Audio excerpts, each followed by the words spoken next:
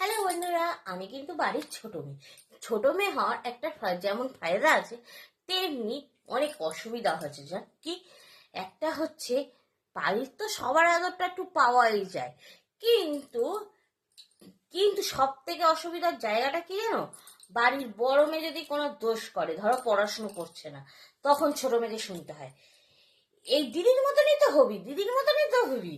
আবার যদি দেখা গেল খাওয়া নিয়ে জ্বালায়, ওই রকমই তো করবি। আমার বড় মেয়ে ভালো করে খেত, তোর মতন জ্বালাতো না, এই সব কথা। তারপরে ধরো যদি একটু বড় হয়ে প্রেম টেম বড় মেয়ে করে, তাহলে ছোট মেয়েকে ওই তো দিদি, সে একটু বড় হবি, দিদির মতন প্রেম করবি, এখানে ওখানে কোন ছেলের সাথে দেখা যাবে। এই তো কত রকমের অসুবিধা, বুঝতে পারছো তো? তারপরে দিদি